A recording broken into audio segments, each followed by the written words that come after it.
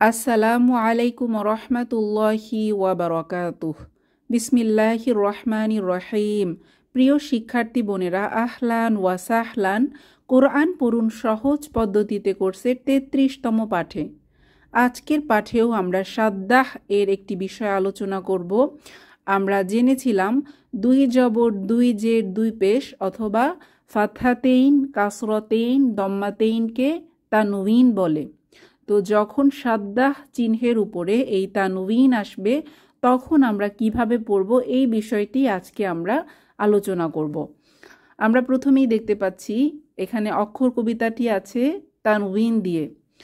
এই অংশটা আমরা খেয়াল করি। আমরা কিভাবে পড়ব আমি দু একটা বানান করে শোনাচ্ছি। হামজা ফাতহা মিম শাদ্দা আম, মিম ফাতহা তেইন মান, আম্মান। হামজা ফাতহা বা শাদ্দা আব, বা ফাতহা তেইন বান, আব্বান। হামজা ফাতহা ওয়াও শাদ্দা আও, ওয়াও ফাতহা তেইন ওয়ান, আওয়ান, আওয়ান। সেমভাবে আফান। তো আমরা এইভাবে তানভিন সহ সাদ্দাহ দিয়ে অক্ষর কবিতাটি প্র্যাকটিস করব না বানান করে। আম্মান, আব্বান, আওয়ান, আফান। ঠোঁট থেকে বের হয়, জিহবা থেকে অনেক আগা থেকে 12টি। আফান, আযান, আওয়ান, আত্তান, আদ্দান, আওতান, আযান, আসান, আওসান, আল্লান, আন্নান, আররন। মধ্য থেকে বের হয় আজ্জান, আশান, আইয়ান। আর পাশ থেকে আসে আদন, আক্কান, আক্কন। সব শেষে 6 গলা থেকে বের হয় আন, আহান, আন, আহান, আগন, আখন। আশা করি আমরা তানউইন সহ সাদ্দাহ এর অক্ষর কবিতাটি ভালোভাবে বুঝতে পেরেছি। এবার আমরা পরবর্তী পৃষ্ঠাতে চলে যাচ্ছি। এখানে আমরা পবিত্র কোরআনুল কারিমের কিছু শব্দ তানউইন সহ সাদ্দাহ দিয়ে দেখতে পাচ্ছি। আমরা এগুলো বানান করে দু একটা শোনাবো এবং না বানান করে ভেঙে ভেঙে পড়ব এবং অর্থসহ একসঙ্গে পড়ার চেষ্টা করব। তাহলে চলুন শুরু করি। আমরা প্রথম লাইনেই দেখতে পাচ্ছি কফ ফাতহা ক, ওয়াও কাসরা ইয়া শাদ্দা উই, ইয়া ফাতহা তেইন ইয়ান, কওয়িয়ান। কওয়িয়ান অর্থ শক্তিশালী বা ক্ষমতাবান। এরপর আছে ফা ফাতহা গ শাদ্দা ফাও, গ ফাতহা তেইন গন, ফাওয়ান। ফাওয়ান অর্থ অমার্জিত বা রূঢ়। আমরা একটা বিষয় খেয়াল করি, এখানে আমরা শব্দগুলোর শেষে খালি আলিফ দেখতে পাচ্ছি। প্রতিটি শব্দের শেষে ফাতহা তেইনের পর খালি আলিফ, এটা লিখতে আসে, পড়তে আসে না। নো সাইন, নো সাউন্ড আমরা শিখেছিলাম, তো এটা উচ্চারণে আসবে না। এরপর আমাদের আছে আইন ফাতহা আ, ফা দম্মা, ওয়াও শাদ্দা ফু, ওয়াও ফাতহা তেইন ওয়ান, আফু ওয়ান, আফু ওয়ান অর্থ অতি ক্ষমাশীল।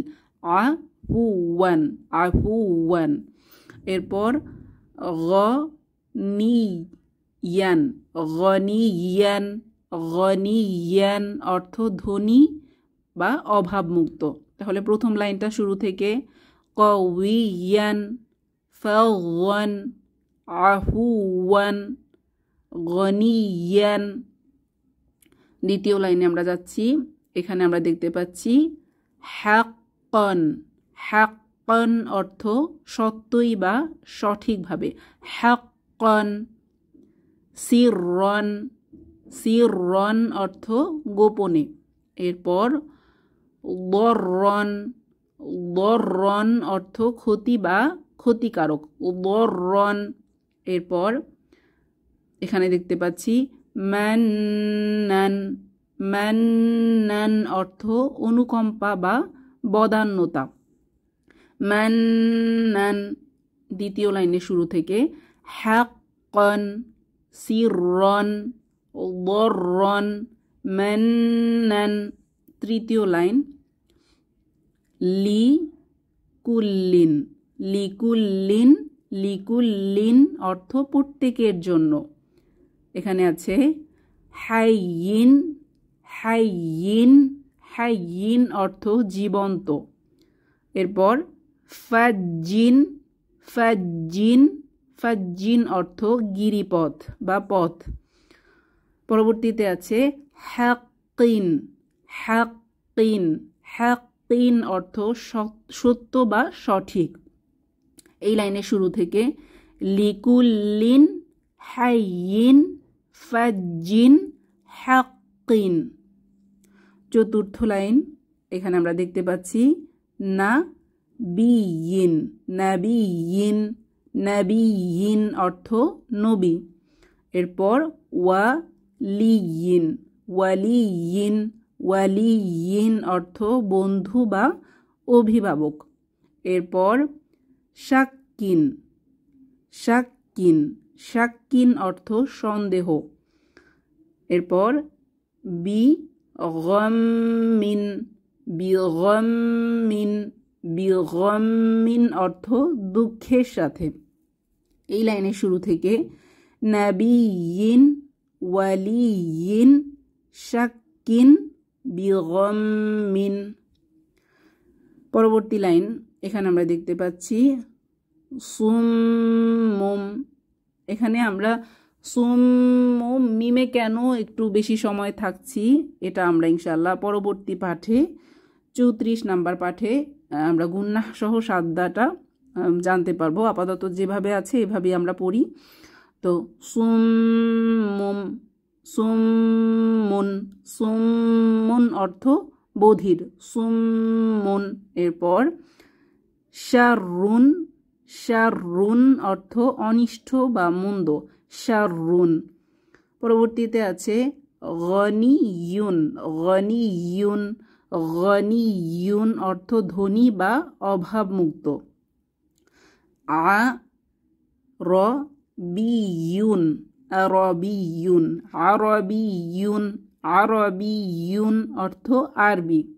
এই লাইনের শুরু থেকে সুম্মুন শাররুন গনিয়ুন আরবিয়ুন। সর্বশেষ লাইন কওয়িয়ুন কওয়িয়ুন কওয়িয়ুন কওয়িয়ুন অর্থ শক্তিশালী বা ক্ষমতাবান। আদুউন আদুউন আদুউন। এখানে ওয়াওয়ের মাখরাজ আমাদের সঠিকভাবে করতে হবে, দুই ঠোঁট গোল করে ওয়াওয়ের মাখরাজ আদুউন ওয়াও দুই পেশ অথবা ওয়াও দম্মাতেইন উন আদুউন আদুউন অর্থ শত্রু। এটা কোনোভাবে যাতে আদুউন হামজা দুই পেশের মতো না হয়ে যায়, এখানে ওয়াও দুই পেশ উন আদুউন। এরপর আছে রব্বুন রব্বুন রব্বুন অর্থ রব বা প্রতিপালক। পরবর্তীতে আছে কুল্লুন কুল্লুন কুল্লুন অর্থ সকলে বা প্রত্যেকে। সর্বশেষ লাইনের শুরু থেকে কওয়িয়ুন, এখানে ইয়ার মাখরাজ খেয়াল রাখবো, কওয়িয়ুন আদুউন রব্বুন কুল্লুন। আশা করি আজকের পাঠ আমরা ভালোভাবে বুঝতে পেরেছি। আমরা তানউইন সহ সাদ্দাহ প্র্যাকটিস করলাম। তাহলে আজকের পাঠ আমরা এখানেই শেষ করব। সুবহানাকাল্লাহুম্মা ওয়া বিহামদিক নাশহাদু আল্লা ইলাহা ইল্লা আনতা আস্তাগফিরুকা ওয়া আতুবু ইলাইক। আসসালামু আলাইকুম ওয়া রাহমাতুল্লাহি ওয়া বারাকাতুহু।